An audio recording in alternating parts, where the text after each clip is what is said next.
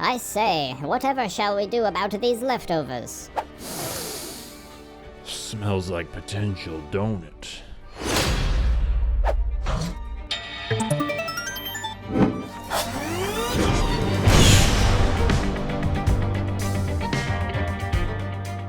Hello, people. My name is Liam, and welcome to the Millennial Model Mayhem Content Zone. Today's video involves creating unique miniatures and gunpla through the process known as kitbashing. I've done this with many of my past projects because I enjoy how it lets you customize your models while also utilizing all the extra parts that are bound to accumulate.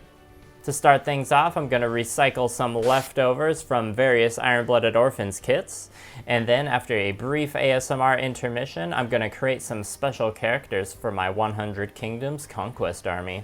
Gunpla and minis in the same video again? Come on, you know that's not algorithmic. Oh, that's right, I'm also going to talk about some of my struggles. Insert Berserk reference. In my previous video, there was a really easy bonus kit bash to be had from the leftovers of the main project. But the pile of parts I have for this video is from a handful of different Iron-Blooded Orphans kits. And it's going to require significantly more glue. If you've seen any of my other Gunpla projects, you're probably familiar with the haphazard way I like to kit bash my Gunpla to act like miniatures for tabletop games. However, I'm not going through the process step by step in this video because I wanted to talk about something that negatively affects a lot of us in our creative activities: imposter syndrome.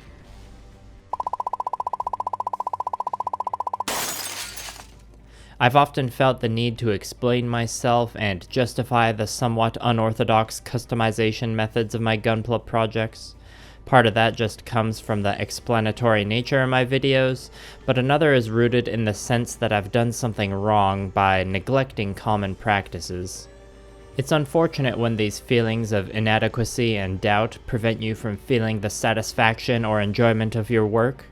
Sometimes they persist no matter how much positive feedback or encouragement you receive, especially in the sphere of social media that makes it really hard not to compare yourself to others, which you should definitely try your best to avoid doing. There's definitely a time and place for competitions of skill. However, it's important to not let yourself get intimidated by things like the impressive work of other creatives. If you do have the bravery to enter a competition though, then good for you. I've had a positive experience doing it myself, and as a matter of fact, I'm entering another competition right around when this video is releasing, which you might see some footage from in the next video. I'll put details about that in the pinned comment. You should also know that no one has any right to tell you how to enjoy your hobbies. Whether you just build your models and never customize them at all, follow someone else's tutorial step by step, or go in on a new project with no plan at all, you don't have to prove anything to anyone. Even just a basic paint job on a kit is an achievement worth celebrating. And leaving your model unpainted is fine too. Just ask Dukemon. Dealing with imposter syndrome is easier said than done, but I feel like I've managed to stay true to myself as I explore my creative endeavors, despite the occasional bullying and gatekeeping I've received from misguided individuals. I always want to help make my hobbies as welcoming as possible, but I'll have more to say on this topic when I'm working on the Conquest minis, because I should talk a bit about how these leftovers are turning out. There were a few more pieces I ended up going back to the bits box for, as there often are, and I'm happy to say that I have managed to salvage these extra parts into a unique new model for my collection. My general idea going in was to make a mecha that looked like it could move quickly across the battlefield and fire laser blasts with the big white pieces that were originally waist thrusters. I've also wanted for a while now to try using magnets in a Gunpla build because I greatly enjoy using them with my minis. These leftovers provided just the place to give this a shot, and now I can have Gunpla with a customizable loadout via the magnetized wrists and sides of the waist unit. I'm definitely going to do more kit bashing to create some other magnetized parts, as well as build out the main body, but that'll be for another day, as it's fulfilled its purpose for this video. All this musing about my hobbies has made me realize that the seeds of enjoying kit bashing were planted way back in 2001 with Bionicles. Bionicle content, anyone? Now witness the sounds of my childhood.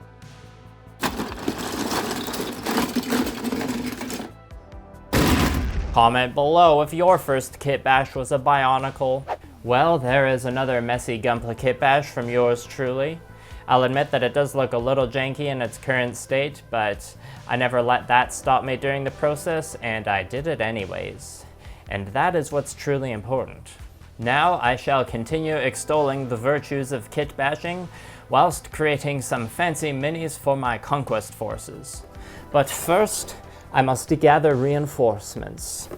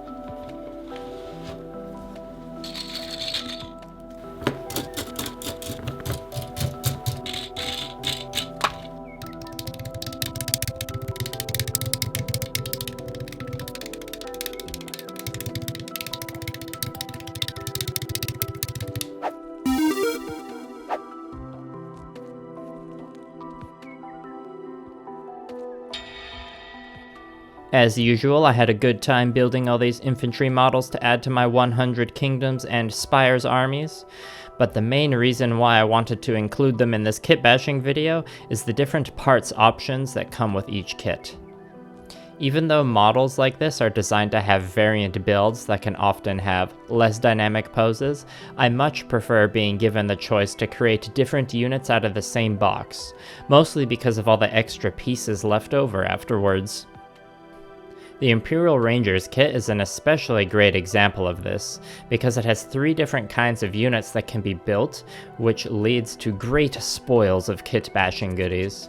And so many cool hats. You'll see an especially fancy one in one of the kit bashes very soon. Also, if you're interested in checking out any Conquest miniatures for yourself and want to support my work, you can use my affiliate code for a discount on Parabellum's web store and earn me a small commission. I was kit bashing miniatures long before doing anything with Gunpla, so perhaps as I craft some custom Conquest minis, you'll realize how my approach to Gunpla kit bashing has formed. Here's a kit bashed leader model for the Force-Grown drones that I did as a little warm-up on this project. Also, I now have enough extra Conquest parts to justify putting them in a dedicated bits box, which is extra useful considering they're at a larger scale than most of my other minis. When it comes to miniatures, I'm often using game rules as the main guideline for how I customize them, and for this project I'm making an optional type of model in the game that accompanies character units called Retinue. I want to field the Bodyguard and Duelist combat retinue entries in my 100 Kingdoms army, which there aren't any official minis for, so it's a great reason to sacrifice a couple extra crossbowmen that I don't need. Now that I'm kit bashing again, I want to share a bit more about how I sometimes experience imposter syndrome, as well as a few more lines of advice. The nature of being an online content creator involves a lot of mental and emotional dilemmas that I definitely don't have time to get into with this video. But with the content I've put out over the past few years, there's always been this fluctuating sense that I'm in a kind of purgatory or awkward middle zone from trying to exist in the spheres of both miniatures and Gunpla. There are definitely advantages to this, and I feel I've demonstrated this through my application of miniature painting techniques in tabletop games to Gunpla, and I'm very grateful to have seen the relative success and growth I have until now. Unfortunately, this doesn't stop me from sometimes feeling like I won't be fully respected as a Gunpla builder for having my background as a miniature painter, or vice versa, hindering myself in the minis community by focusing more on Gunpla. I know most of you who have subscribed and followed me did so because of the Gunpla content, and I do not resent you at all for doing so. It's not like it's a bad thing to have to choose one very fun and creatively rewarding outlet over another when it comes to which kind of content to produce. At the same time, I still occasionally make the choice to do videos and paint models that don't have anything to do with Gunpla, knowing that it won't perform as well algorithmically. At the end of the day, I'm creating content to share my creative passions, not for the sake of the algorithm, and if I tie too much of my self-worth to analytics data, it's a recipe for disaster. That's just how I approach things though, and there's nothing wrong with others wanting to pursue maximum algorithmic growth. To each their own. That goes for YouTube channels and just practicing your hobby in general. Your model, your mayhem. Make sure to remind yourself of the personal reasons for practicing your hobbies, and enjoy those activities in the moment, like I've been doing with these kitbashes.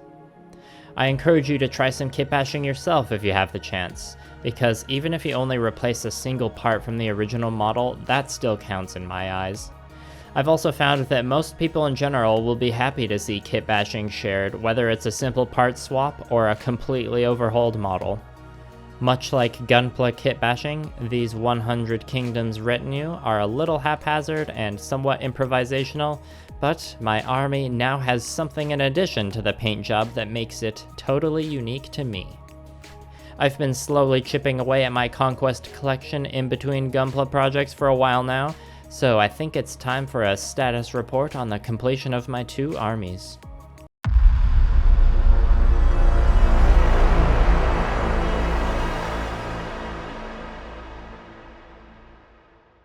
Well, I guess I still have a lot of work to do. But I will do it exactly how I like, and not to worry about what anyone else might think of my methods. Hopefully you can find encouragement in these words when it comes to your own projects. Just remember to treat others with respect, and we can all motivate each other to stay true to ourselves. If you enjoyed this video and want to support my work beyond the usual but much appreciated like, comment, share, and subscribe, you can now unlock more Model Mayhem at patreon.com/millennialmodelmayhem. In addition to getting benefits like early access, polls, and HD wallpapers, there are now multiple Patreon-exclusive videos for your viewing pleasure. So please consider joining these fine sprinkles, or the Mayhem Machines Bow and Moosepelheim, or even the Gogg hand with Country Fried Minis, Janel, and TsukasaWM. If Patreon isn't your thing, there are a variety of other support methods to be found down below in the description, such as that previously mentioned affiliate code, one-time donations, or my social media accounts. Thank you all very much for visiting the Content Zone today. I'm interested in hearing your thoughts on these topics, so make sure to leave a comment before you head out, and I'll talk to you next time.